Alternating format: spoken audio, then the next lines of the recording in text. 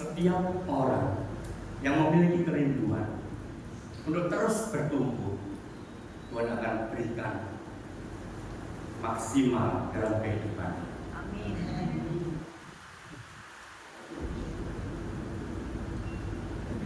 Sore hari ini kita akan bersama-sama untuk masuk dalam pelajaran 1:6. Apa itu?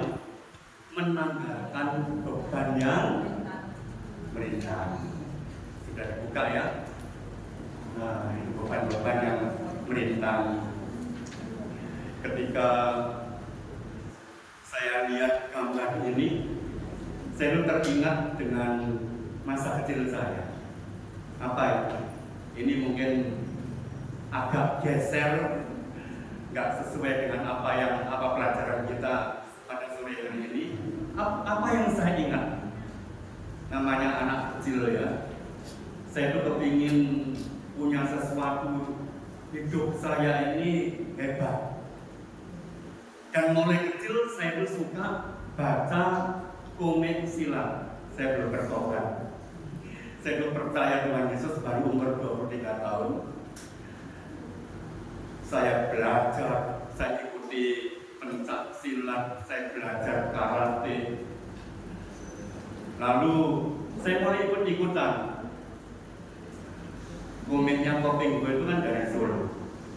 Iya, betul ya. Dari Solo. Itu kalau saya baca, oh begitu ya. Lalu saya mulai pagi-pagi saya jalan kaki, lari-lari. Sambil belakang saya pakai itu seperti ransel kayak begini ya. Kasih batu 1 kilo, batu 2 kilo, batu dikontrol sambil jalan, sambil lari, begitu ya. Lalu saya buka di komik-komik gue itu ketika mereka belajar. Muridnya disuruh pakai ransel, bukan ransel ya, batu diikat di punggungnya, naik gunung. Awal-awalnya berat, ditambah lagi 1 kilo lagi, 1 kilo lagi. Lama-lama muridnya bingung, guru buat apa ini? Gurunya katakan udah, lakukan aja. Sampai pada satu kali gurunya berkata, lepaskan bebanmu. Dari 1 kilo, 2 kilo, 3 kilo dilepaskan. Sekarang kamu loncat. Rupanya mereka belajar untuk naik, untuk loncat dengan cara seperti itu. Kasih beban yang berat, setelah bebannya dilepas, dia bisa lari dengan cepat sekali. Kita melihat di sini beban ini ketika sang murid harus pikul beban, awalnya berat. Tapi ketika dilepas, maka bebannya kemudian ringan. Gambar di belakang ini ada beberapa hal yang mungkin salah satunya kita ada di sini. Yang pertama apa? Bebannya. Luka masa lalu. Yang kedua, kecewa. Yang ketiga, kepahitan. 4, ketidaktaatan. Dan yang kelima, ketidaksepakatan. Barangkali hal-hal yang terjadi seperti ini kita anggap remeh. Tetapi tahukah Bapak Ibu Saudara, ketika seseorang sambil bawa beban kemana-mana, kerja bawa beban, sekolah bawa beban, cari uang bawa beban, rapat RT bawa beban, apa yang terjadi? Beban itu akan membuat langkah kita jadi berat. Kalau seperti yang saya ceritakan tadi, mereka memang sedang dilatih untuk supaya mereka nanti ketika dilepaskan bebannya, mereka bisa lari dengan kencang sekali. Dan itu terjadi dalam kehidupan Bapak, Ibu, Saudara. Hidup kita digerakkan oleh satu tujuan. Bapak Ibu punya tujuan hidup. Pokoknya aku nikah, punya anak, lahir anak laki perempuan terserah, anakku jadi bakul sate, tukang becak, tukang batu, kuli batu, dan terserah. Apakah begitu? Ataukah bapak ibu saudara punya sebuah tujuan? Baik, pertama keluarga bahagia. Tapi apakah itu cukup keluarga bahagia? Dibutuhkan sebuah tujuan yang harus kita capai. Beberapa waktu yang lalu saya bersama-sama dengan Ibu Gembala mengikuti seminar. Itu yang paling berkesan adalah visi misi. Betul ya Bu ya?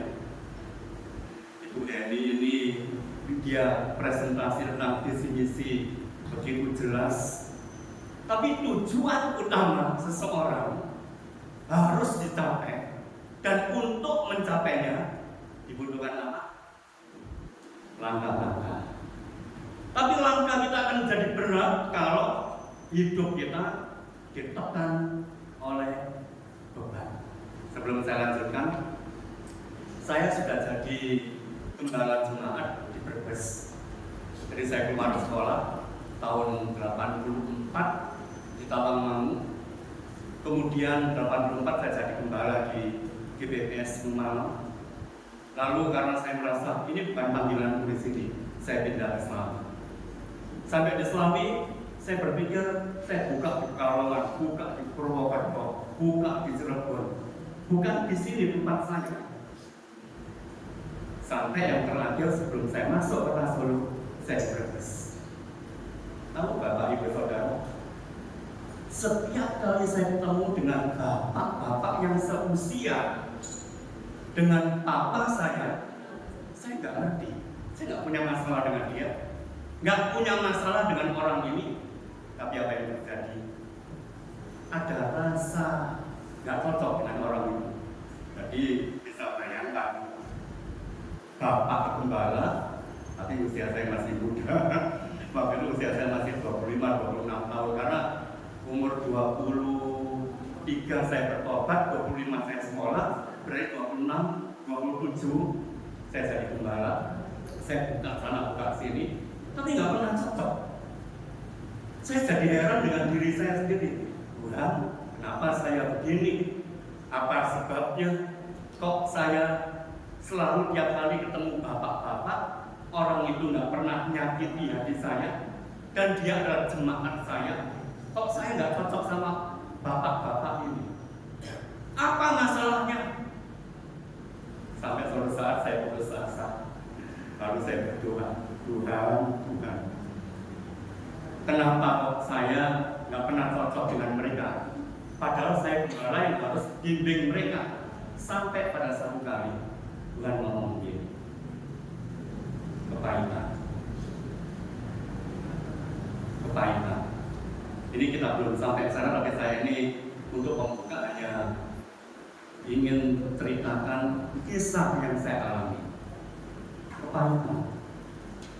Dan karena kepahitan itu, saya sampai nggak ngomong sama papa saya, papa kandung saya 2 tahun. Lalu saya bertobat.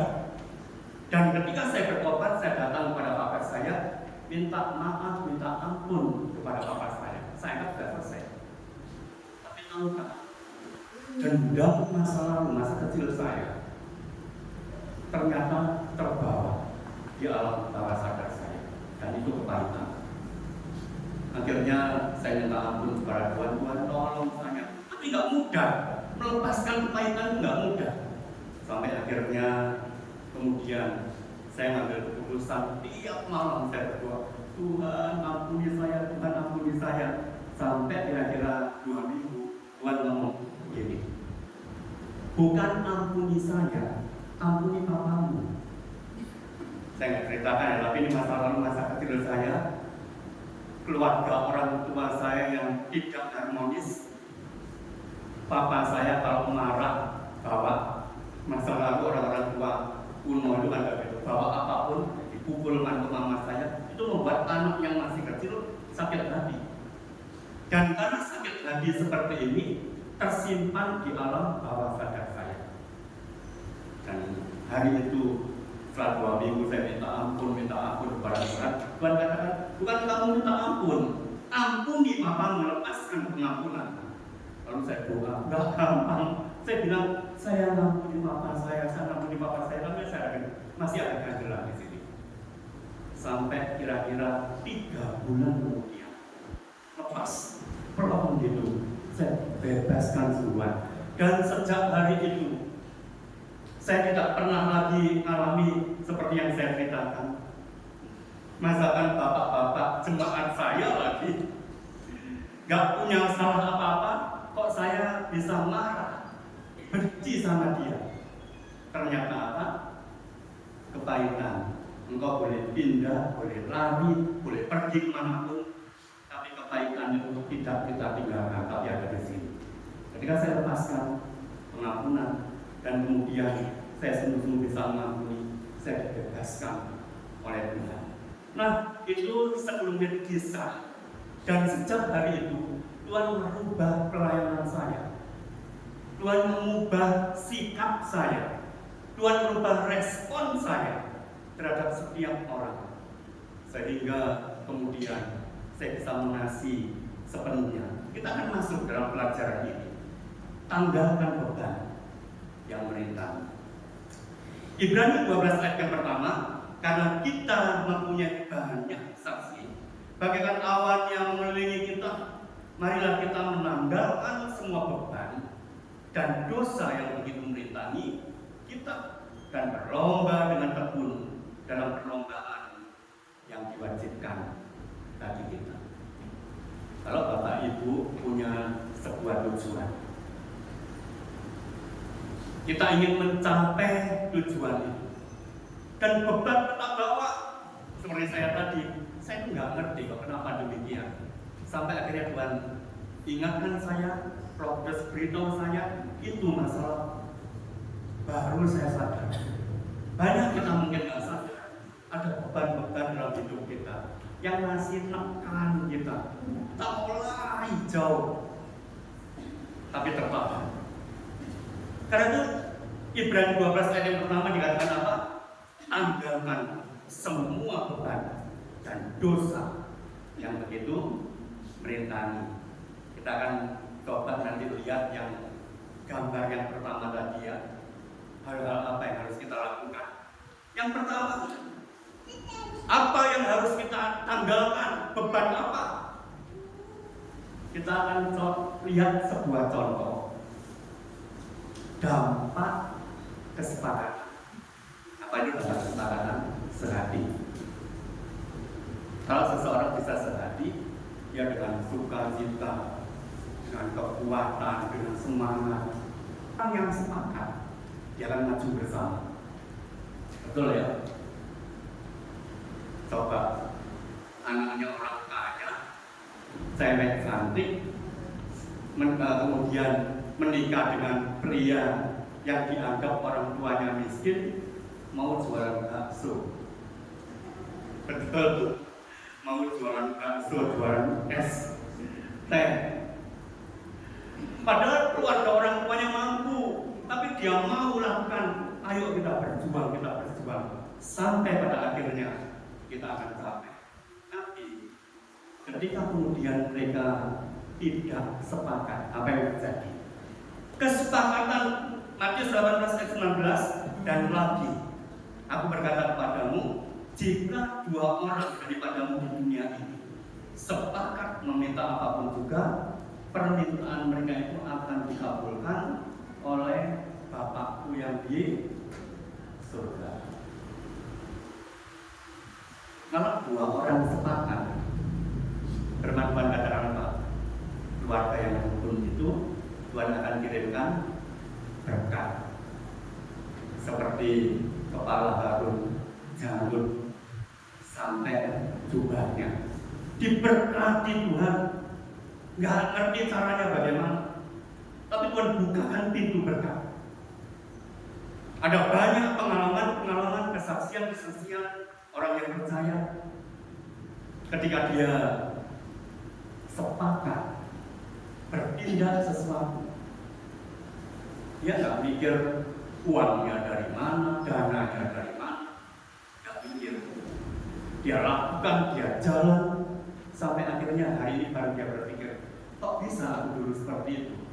Kenapa? Sepakat. Nah, saya tidak akan terlalu jauh ke situ. Sekarang kita akan lihat dampak ketidaksepakatan.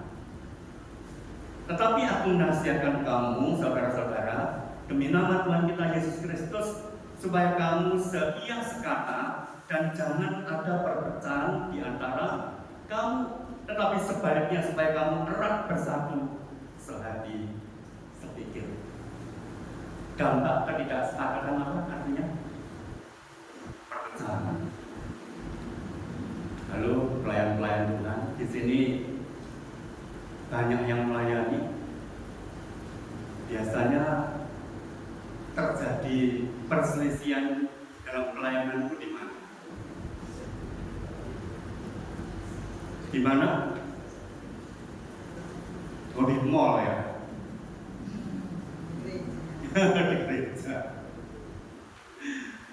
Mosok bu, gereja kan orangnya suci-suci, nggak mungkin lah terjadi perpecahan. Tapi faktanya terjadi di gereja. Kenapa? Karena ketidakadanya kesepakatan. Lalu kalau terjadi seperti ini, siapa yang salah? Yang salah siapa? Pernah nggak terjadi percekcokan waktu pelayanan dengan rekan sepelayanan? Ya, yang salah siapa?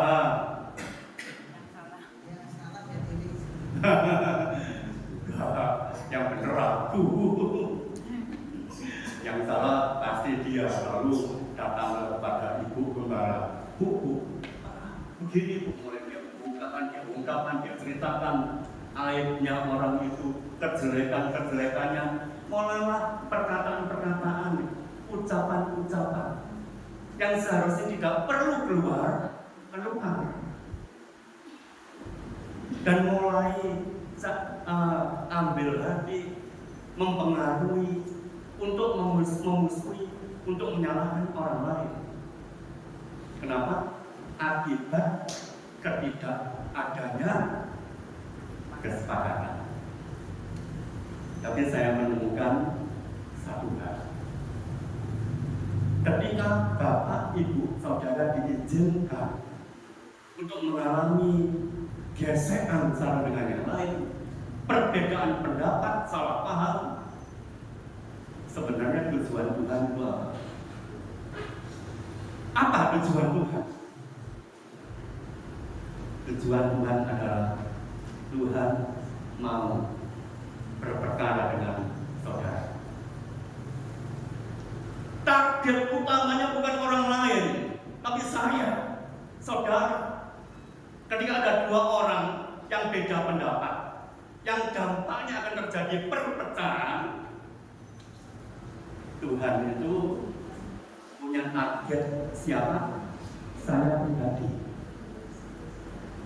Ketika saya menemukan rahasia ini, saya mengerti apa artinya Tuhan mendidik seseorang. Tuhan mendidik itu bukan dengan cara semua baik-baik saja, uangnya cukup, masalah tidak ada, semua harmonis. Bukan. Tujuan Tuhan mendidik seseorang adalah diizinkan terjadi sebuah masalah. Dan ketika masalah itu terjadi, Tuhan ingin engkau bertumbuh jadi dewasa.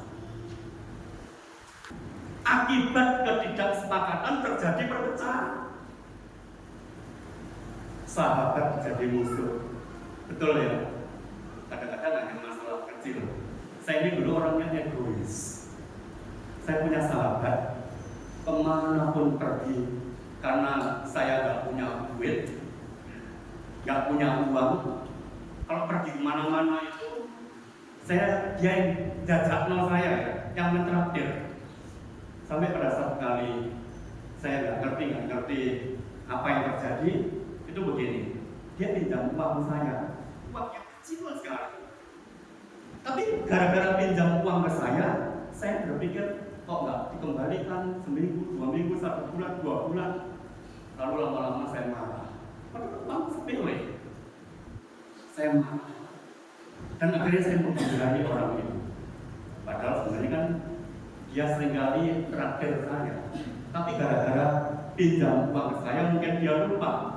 Sampai satu kali mamanya kata ke saya, "Kamu kenapa kok tiba-tiba menjauhi anakku?"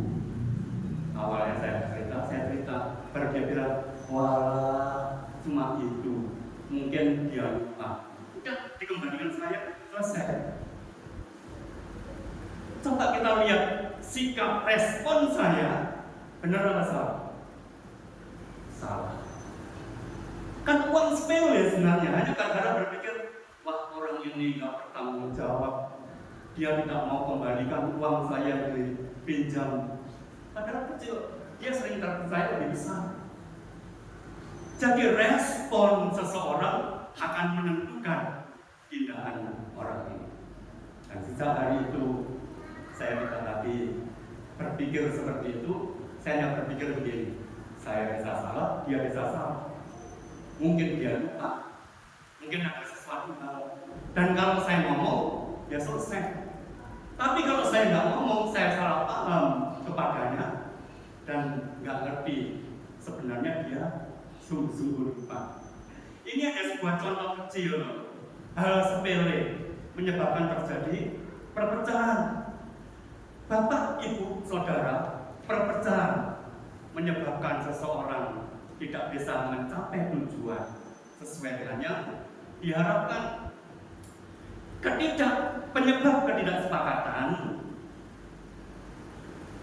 yang kedua, yang pertama itu hanya penjelasannya, mementingkan diri sendiri dan nggak mau ngalah.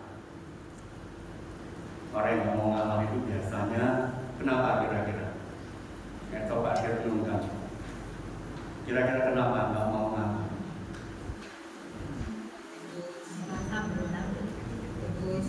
Egois.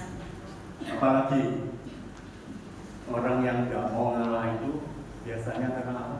Merasa benar. Ya? Merasa benar. Terus apa lagi? Orang-orang yang nggak mau ngalah biasanya karena orang itu tidak percaya pada dirinya sendiri. Seperti kami yang tadi ya, merasa dirinya benar. Ada kekurangan dalam dirinya.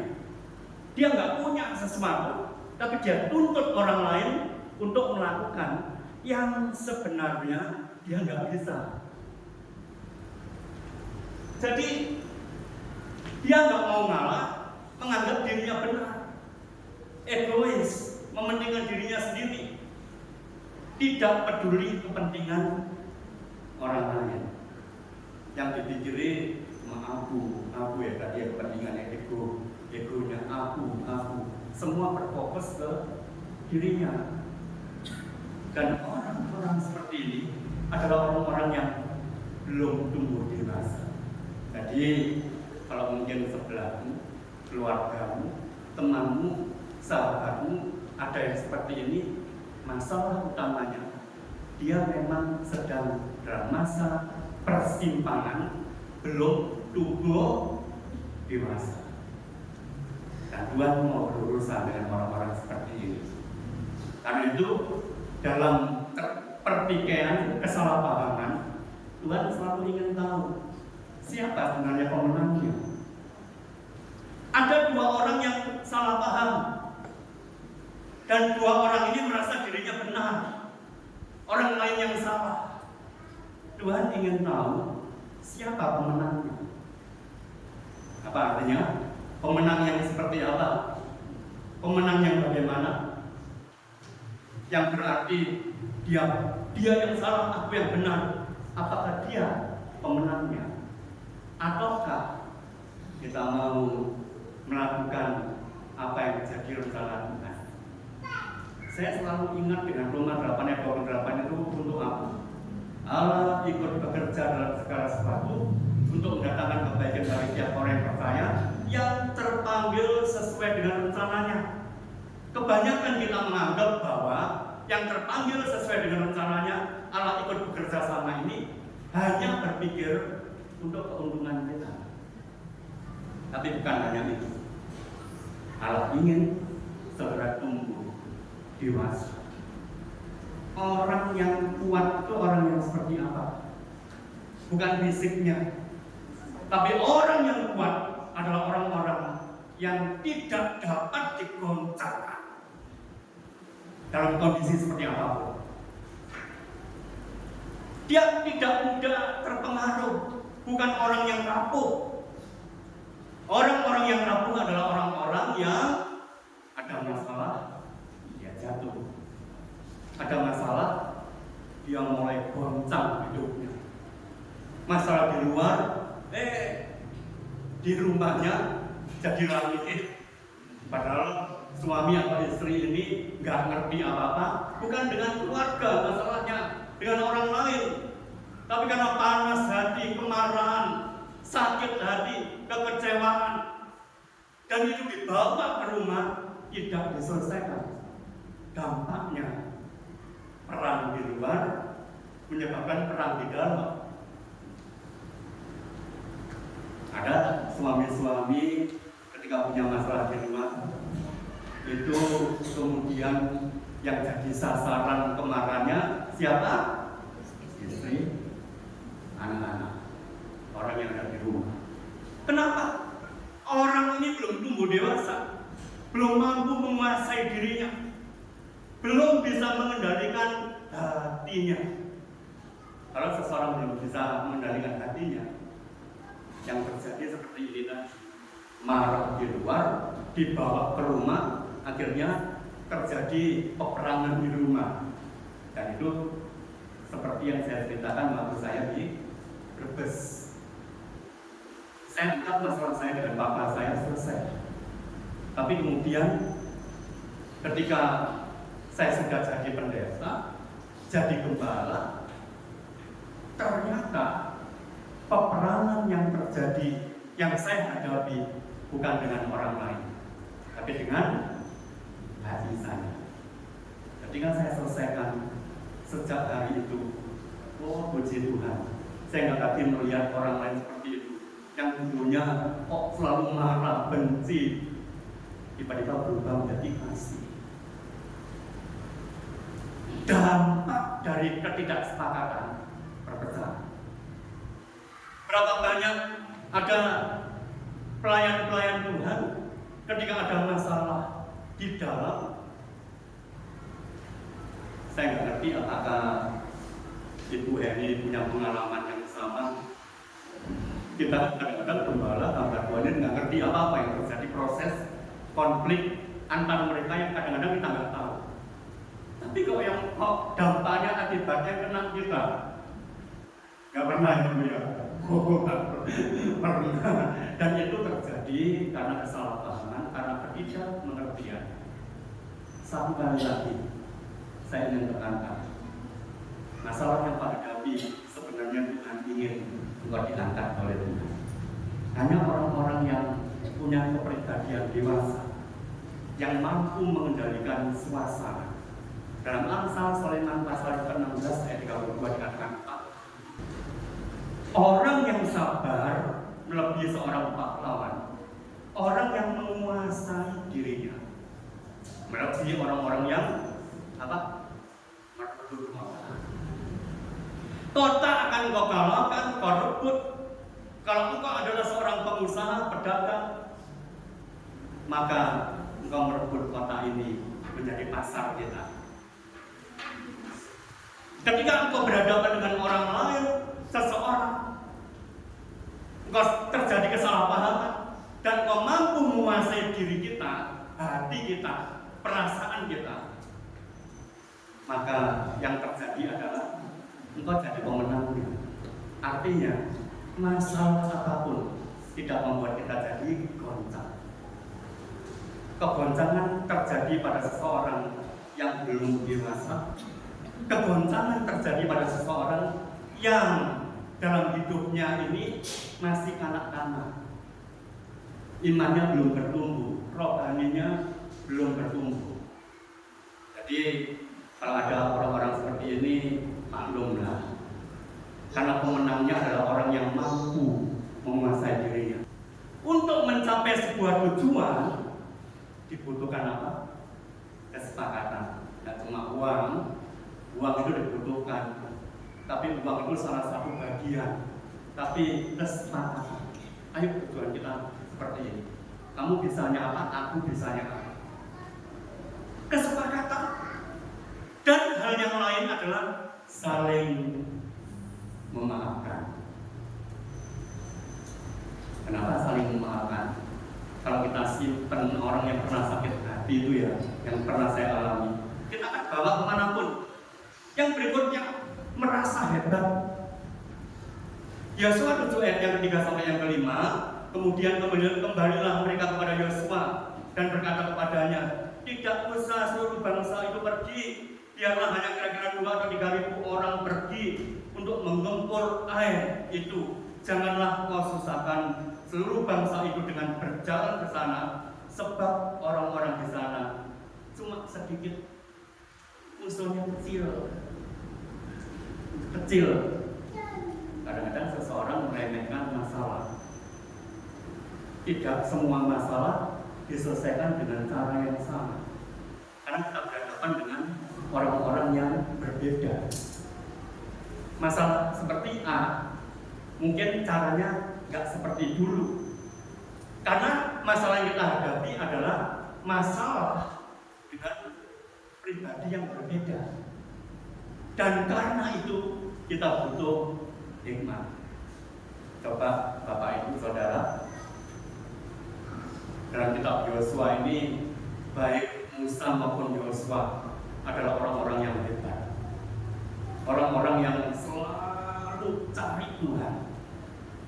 Musa dipakai oleh Tuhan karena pimpinan Tuhan. Yosua menggantikan Musa juga demikian, dipakai oleh Tuhan karena belajar dari Musa. Ingatlah Bapak Ibu Saudara, dalam kepemimpinan, dalam pelayanan, kita membutuhkan bimbingan dari orang lain, rekan kerja, dan lain sebagainya. Dan kita belajar dari orang-orang yang berpengalaman, yang sudah ada di tempat itu, yang sudah mengalami, dan orang itu berhasil. Kita belajar dari mereka, seperti Musa dan Yosua. Tapi ada kalanya pola pikir seseorang, kesombongan seseorang menganggap kecil masalah itu, dan itu terjadi ketika menghadapi kota Ai. Pada ayat berikutnya kita buka berikutnya, maka berangkatlah kira-kira 3.000 orang dari bangsa itu ke sana, tapi mereka apa? Beranikan diri di depan orang-orang Ai. Cuma kira 3.000. Padahal sebenarnya tentara mereka itu kan Israel selalu disertai oleh Tuhan. Mereka punya lebih banyak, tapi mereka meremehkan 30.000 aja. Wong mereka cuma kecil, kota yang kecil, bangsa yang kecil. Apa gunanya kita gunakan terlalu besar?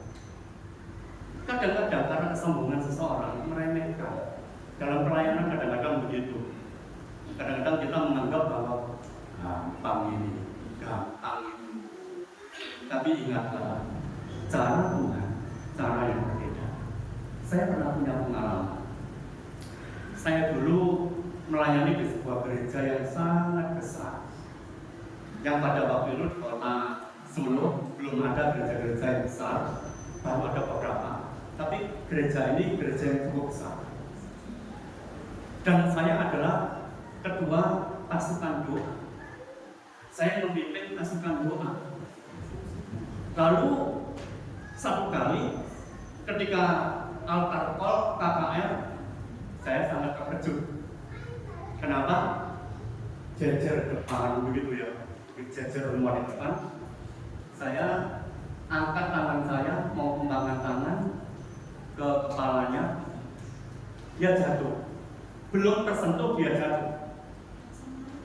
Jatuhnya bukan ke belakang, tapi jatuhnya ke depan semua.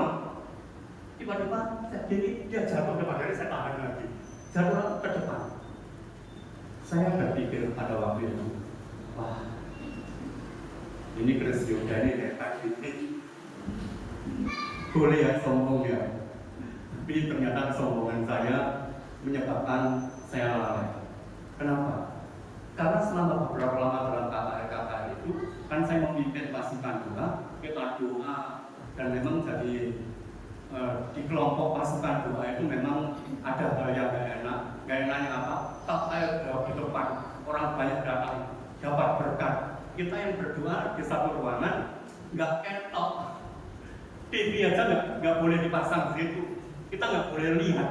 Kita hanya doa di dalam. Tapi hari berikutnya, saya berpikir bahwa akan terjadi lagi seperti itu. Dan hari berikutnya, karena KKR ini ada 3 hari, hari berikutnya saya maju lagi ke depan. Maju ke depan, ini karena kesombongan ini ketua pimpinan pasukan bunga sombong. Dan hari itu ketika altar call saya tumpang tangan, nggak terjadi apa-apa. Saya pindah lagi tumpang tangan sini, nggak terjadi apa-apa. Saya pindah lagi, nggak terjadi apa-apa. Rekan yang lain ngomong, Pak Kris ini, Pak Kris ini, nggak terjadi apa-apa. Malam itu, Bapak Ibu Saudara, saya stres. Tuhan, kenapa kemarin kayak begitu, Pak, hari ini nggak terjadi apa-apa? Apa jawabnya Bapak Ibu Saudara? Saya menggerakkan diri saya sendiri dan saya tidak berdoa, tidak menggerakkan tim untuk berdoa. Hari kedua hanya separuh doa di dalam, yang separuh di rumah kita bantu waktu altar call. Tapi yang terjadi nggak terjadi apa, dan itu menyebabkan saya sadar hari itu, dan saya berkata kepada Tuhan, Tuhan ampuni saya. Itu pengalaman-pengalaman bahwa walaupun pembicaranya sama, KKR-nya sama, tapi Tuhan melakukan pekerjaan dengan cara yang berbeda. Itu sebabnya saya ngerti hal ini. Ketika mereka berkata, cukup kita hadapi kota kecil, cukup 3.000 aja. Dan tahukah Bapak Ibu Saudara, ayat yang kelima, coba perhatikan ini. Sebab orang-orang menewaskan kira-kira berapa? 36. Yang maju 3.000, yang mati 36. Berapa kalinya? 10 kali lebih, 12 kalinya. Itu akibat daripada terlalu sombong, akibat daripada terlalu percaya diri sendiri, akibat daripada tidak bergantung kepada Tuhan. Itu sebabnya kita perlu dalam hal apapun, pekerjaan, rumah tangga, keluarga, anak sekolah, kita perlu bergantung kepada Tuhan. Pernah dengar kesaksian saya, waktu anak saya kuliah, saya itu sedang beli rumah, harus nyicil tiap bulan, dan untuk nyicil tiap bulan itu minimal 3 juta sampai 5 juta itu sekian tahun yang lalu. Lalu jika anak saya kuliah, tiap bulan minim harus 6 juta. Nah, tiap bulan pemasukan saya berapa? 1,5 juta. Uang dari mana? Ketika anak saya berkata, tapi tadinya anak saya kan kepingin di IDB sama UGM, tapi daripada berubah. Tapi aku mau sekolah kuliah di sini, tapi biayanya mahal sekali.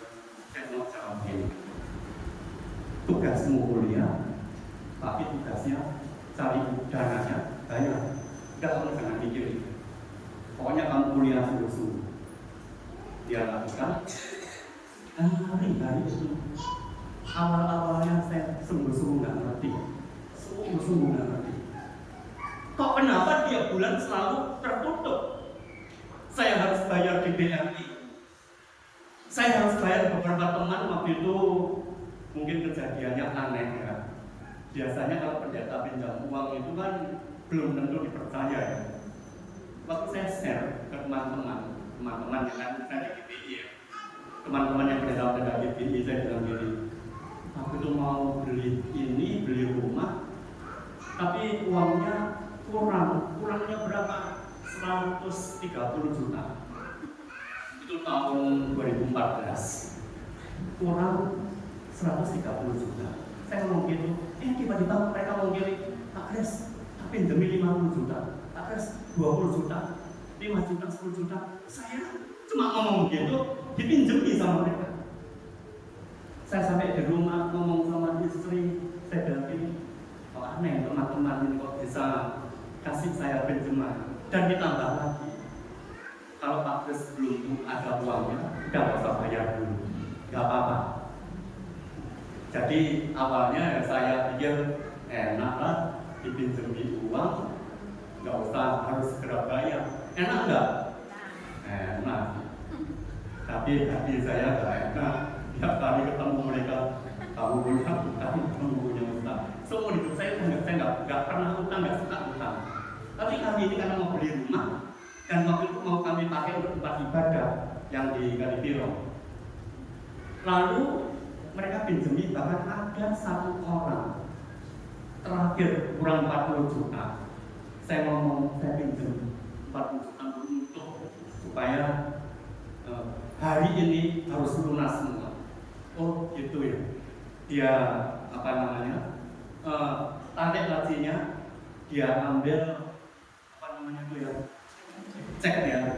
cek kontan bisa diuangkan saat itu juga. Dia tulis, dia tanya, berapa? 40 juta ya? Iya. Serahkan langsung ke saya. Ketika diserahkan, Pak, maaf ya Pak ya, saya nyicil. Ya, lihat saya, dia bilang, Pak Kris, saya kasih ke 40 juta. Jadi itu pengalaman saya. Sepanjang anak saya kuliah, untuk terus. Sampai saya terheran-heran tuh. Bagaimana ini bisa tertutup? Kok selalu tertutup? Dan saat itu juga saya, kalau soal pelayanan juga enggak, hanya sekali-sekali aja. Saya lebih banyak fokus untuk penggembalaan. Dan setelah semua lunas, rumah lunas, anak saya diwisuda. Apa yang terjadi, Bapak dan Saudara? Serakah. Apa artinya serakah? Saya ngomong sama Tuhan, kok gak kayak kemarin? Kemarin waktu saya ngadepi masalah harus bayar cicilan rumah, harus bayar anak saya kuliah, kok semua cukup sampai selesai. Hari terakhir, waktu hari Sabtu anak saya mau wisuda, hari Kamis saya datang ke sekolahnya. Saya temui bendahara sekolah. Saya ngomong sama dia. Saya mau ngomong tapi nggak ketemu karena dia makan jam siang. Saya balik mau kembali lagi nanti. Saya mampir ke tempat jemaat yang buka soto di sebelah gedung DPR, kan ada jemaat kami jualan soto di situ. Saya di situ tiba-tiba waktu kurang 15 juta. Lalu tiba-tiba saya dapat telepon dari istri saya. Tapi aku dapat telepon dari si A. Kita ditransfer 15 juta. Pas untuk bayar. Nah itu kan hal yang nggak masuk akal ya. Saya sungguh-sungguh banyak bergantung kepada Tuhan. Tapi setelah semua selesai, pekerjaan rumah sudah selesai, anak saya kuliah selesai, bulan itu gak ada transferan. Apa yang saya bilang serangan tadi, saya ngomong, Tuhan boleh separuh-separuhnya seperti kemarin-kemarin, enggak apa itu. Tapi sempat serakah, karena bulan-bulan kemarin selalu kasih seperti itu. Pernah terjadi, tiba-tiba dapat transfer, kalian ini kok namanya aneh ini, namanya orang luar negeri. Ternyata dari Amerika, orang Amerika tapi sekarang ada di Indonesia, dan ternyata itu adalah adik iparnya jemaat tempat saya, yang tanya kepada jemaat saya ini, dia katakan, aku minta rekeningnya Pak Kris. Dia bilang gitu. Tiba-tiba dia transfer saya setiap bulan. Dia nggak ngerti masalah saya.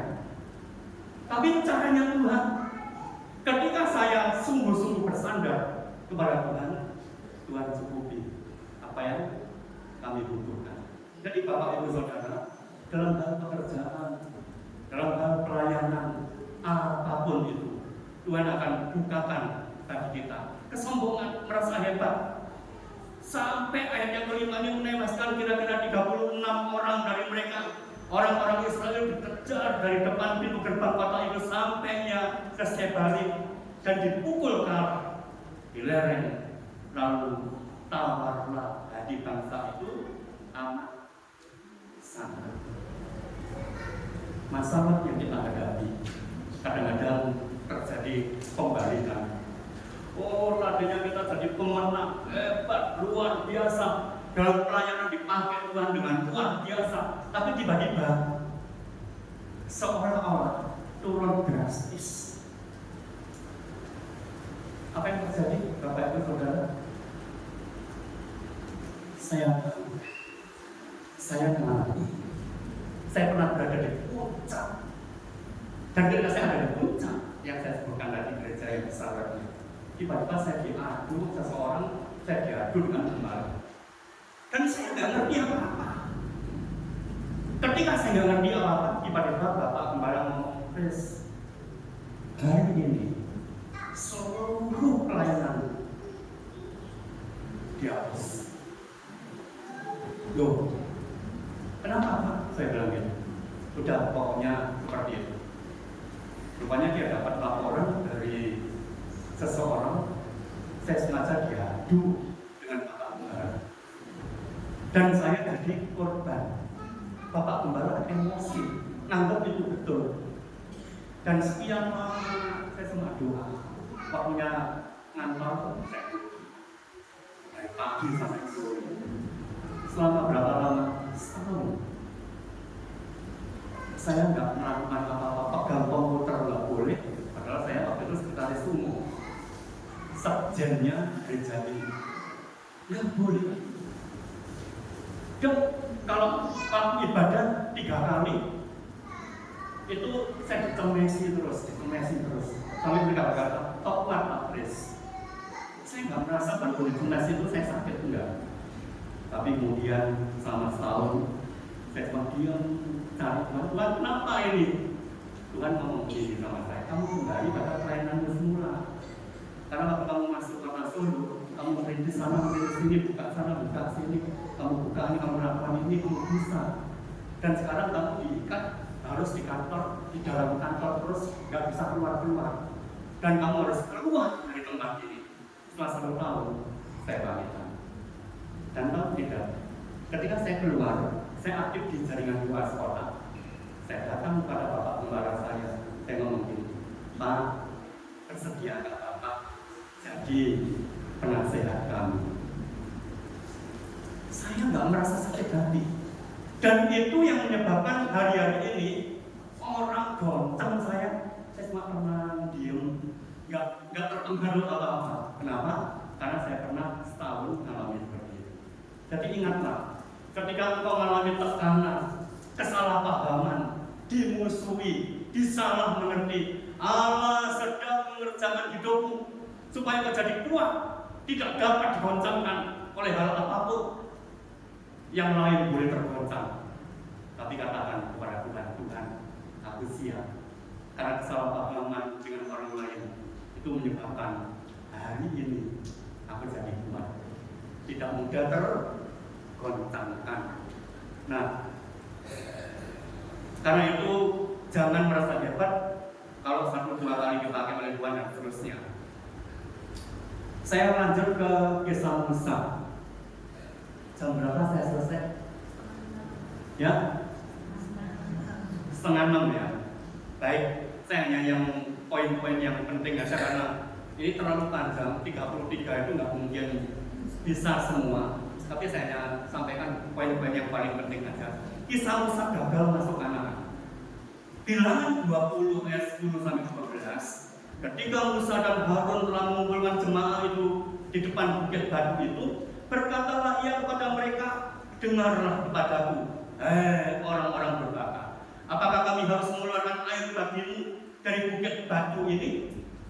Sesudah itu Musa mengangkat tangannya, lalu memukul bukit batu itu dengan tongkatnya 2 kali, maka keluarlah banyak air sehingga umat itu dan ternak mereka dapat minum. Bolehkah saya mengajak Bapak Ibu Saudara untuk berpikir ketika kita baca ayat ini, akibat yang dilakukan Musa sampai ayat berikutnya. Coba kita lihat sebaliknya sekarang. Tetapi Tuhan berfirman kepada Musa dan Harun, karena kamu tidak percaya kepadaku dan tidak menghormati kekudusanku di depan mata orang Israel, itulah sebabnya kamu tidak akan membawa jemaah ini masuk ke negeri yang akan kuberikan kepada mereka. Salahnya Musa di mana? Waktu saya baca ayat ini yang lalu saya pikir, Tuhan, ini sebenarnya salahnya Musa itu di mana? Kenapa? Gara-gara Musa memukulkan tongkatnya 2 kali ke batu itu, dia nggak boleh masuk anak-anak, tidak bisa bikin jemaatnya masuk anak-anak. Salahnya itu di mana? Baru kemudian saya baca ulang lagi, saya menemukan kesalahan emosi Musa. Dan emosi Musa ini akibat daripada kepahitan. Akibat dari kepahitan yang dialami oleh Musa. Kepahitan apa? Apakah dengan Firaun? Dengan ayah ibunya, bapak ibunya? Bukan. Kepahitan dengan jemaatnya, dengan umat Israel. Kenapa? Sejak Musa diperintahkan Tuhan bawa umat Israel dari Mesir ke tanah perjanjian, yang dialami oleh Musa selalu kesalahpahaman. Tiap kali ada masalah, mereka ngomongnya apa? Ini gara-gara Musa. Kenapa kami dibawa ke padang gurun? Apakah di Mesir tidak ada daging? Dan selalu mereka nyalahkan Musa. Dan selalu Musa dapat selesaikan masalah. Sampai hari itu, ketika mereka kehabisan air, mereka berteriak-teriak menyalahkan Musa. Dan kemudian Musa datang kepada Tuhan. Tuhan, apa yang harus saya lakukan? Tuhan berkata, pegang tanganku, pukulkan ke batu, aku akan keluar air. Kata Tuhan. Tuhan perintahkan Musa memukulkan batu. Jika kemudian Musa memukulkan tongkatnya ke batu, apakah salah? Kesalahannya adalah Musa emosi. Kan katakan pukulkan, kan cukup ada batu, ambil tongkat, pukul, cek, keluar air. Tapi Musa tidak hanya seperti itu. Dia berlebihan. Dia pukul 2 kali dengan emosi. Dia ambil tongkat dan pukul, tuh. Itu dengan emosi. Dan Tuhan katakan, engkau tidak menghormati keputusan. Aku suruh kamu mukul supaya mereka dapat air, tapi engkau pukul batu dengan emosi, dengan kemarahan. Artinya apa? Hari itu Musa melampiaskan sakit hatinya. Musa melampiaskan kepahitannya. Bapak Ibu Saudara, hati-hati. Saya ini mulai kecil adalah anak yang pendiam. Tahu ya, yang pendiam-pendiam di sini. Anak-anak pendiam itu biasanya kayak apa? Kalau ada masalah, disimpan di hati, betul ya? Seolah-olah sabar, betul ya? Oh, nggak apa-apa, tapi disimpan di sini. Dan ini sangat berbahaya. Kalau kita simpan, ada masalah kita simpan, lama-lama akan bertumpuk. Dan akibatnya adalah meledak. Dan kalau satu kali meledak, anak yang pendiam ini lebih berbahaya daripada anak yang proses kan lebih gampang. Nah yang terakhir ya, saya selesaikan dengan bagian kepahitan bertumbuh seperti akar. Ya, kepahitan terus sampai kepahitan bertumbuh seperti akar. Ada gambar. Saya selesaikan di sini. Kepahitan itu seperti benih. Nggak kelihatan. Benih yang ditanam dalam hati kita nggak kelihatan. Tapi kepahitan ini akan tumbuh terus tanpa kita sadari jadi sebuah pohon. Dan ketika pohon itu berbuah, buahnya dampaknya adalah menyakiti orang lain. Kata-katanya selalu seperti silet, seperti pedang, seperti pisau yang menyakiti hati orang lain. Dan selalu ada hal apapun dia komplain dengan cara yang kasar. Kenapa dia berbuat seperti ini? Masalah utamanya kepahitan. Kepahitan itu seperti akar, tidak terlihat. Diawali dari benih yang kecil, bertumbuh sepertinya tidak berbahaya. Dan tanpa diketahui sudah besar dan menjadi belenggu mengikat orang. Kalau dia tidak melepaskan, Bapak Ibu Saudara, itu akan terbawa. Itu akan mengganggu hubunganmu dengan orang lain. Kadang suami istri terjadi masalah-masalah dikarenakan apa? Kepahitan dalam diri orang itu yang membelenggu dia.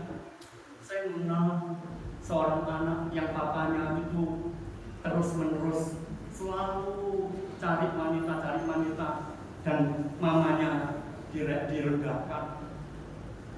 Dan ternyata anak-anak ini nyimpen sakit hati. Dan ketika dia nyimpen sakit hati, terjadi masalah dengan suaminya. Apapun yang dilakukan oleh suaminya, salah atau benar, selalu dianggap salah. Dia anggap suamiku seperti bapak. Kepahitan seperti akar mengikat orang itu. Ketika seseorang dalam kondisi seperti ini, dia harus dilepas. Bagaimana kita melepaskan? Seperti kesaksian saya tadi, lepaskan pengakuan. Hanya itu satu-satunya cara untuk membebaskan kita dari kepahitan. Jika saat ini sedang punya masalah atau sedang membenci seseorang, dendam, sakit hati, dan kita nggak bisa melepaskannya, kemanapun kita pergi selalu ingat orang itu, itu akan terikat oleh hal ini.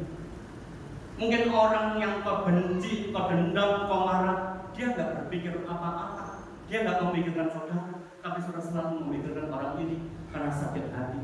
Dan sakit hati kita ini akan berdampak, berakar sampai pada suatu hari nanti kita bekerja, nggak bisa percaya pada orang lain. Hubungan kita dengan orang lain dalam pelayanan, dalam pekerjaan, dalam keluarga terjadi seperti itu, sehingga hubungan kita bermasalah. Untuk supaya kau bebas, lepaskan bebannya, seluruh bebannya, lepaskan pengakuan. Sementara saya mengajak Bapak Ibu Saudara untuk merenungi, kita akan bergetar sampai engkau mengingat. Saya tahu tidak semua saudara seperti ini, tapi ada orang-orang yang pernah punya pengalaman yang belum dibebaskan, dibereskan. Ambil keputusan dan kata Tuhan, aku lepaskan pengampunan. Ketika engkau melepaskan pengampunan, Tuhan memberikan pembebasan kepada saudara. Kepahitan adalah belenggu, kepahitan adalah penjara. Ketika engkau melepaskan pengampunan, engkau bebas dari penjara.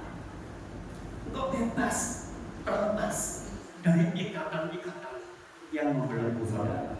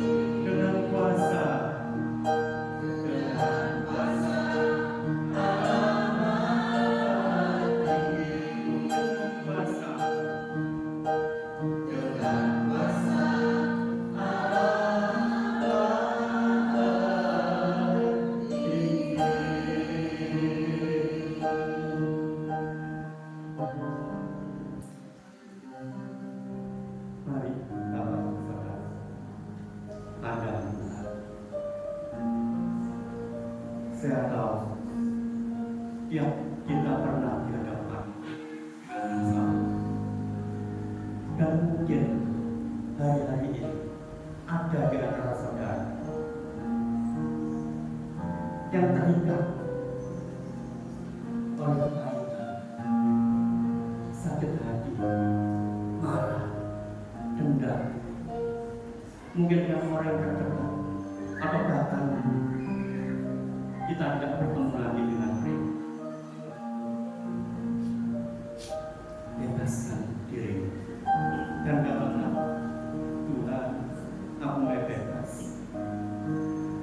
mau ini tidak menjadi beban dalam perjalanan hidup. Sementara engkau berdoa dan katakan kepada Tuhan, Tuhan, aku mengampuni dan sempurna tangannya. Mungkin sebelah tidak perlu dengar, tapi ucapkan dalam hati, Tuhan, aku lepaskan pengampunan kepadanya. Aku lepaskan pengampunan. Aku mau tidak terikat oleh beban ini. Biarlah aku berkarya sepenuhnya dalam hidup. Tuhan, jangan Engkau jamah kami Bapa. Dalam nama Yesus, Roh Kudus memenuhi hidup. Roh Kudus mengubah hidup. Roh Kudus membuka pintu-pintu berkat bagi. Roh Kudus yang akan menjamah engkau, membawa engkau pada masa depan yang penuh dengan kemenangan, penuh dengan berkat. Rumah tanggamu diberkati oleh Tuhan, anak-anakmu diberkati oleh Tuhan, suamimu, istrimu diberkati oleh Tuhan, keluargamu diberkati oleh Tuhan, dan Tuhan bukakan jalan bagimu. Terima kasih Bapak, terima kasih. Ya rasa kata-kata, ya rasa kata-kata. Terima kasih Bapak, terima kasih. Terima kasih Yesus, terima kasih. Kami bersyukur Tuhan. Kami bersyukur Engkau sedang mempersiapkan kepada kami masa depan yang penuh dengan berkat, kebebasan, dan Tuhan memberkati keluarga kami. Anak-anak diberkati Tuhan, cucu-cucu diberkati oleh Tuhan. Kami bersyukur. Kami serahkan semua dalam tangan-Mu Bapa. Dalam nama Yesus kami berdoa. Haleluya.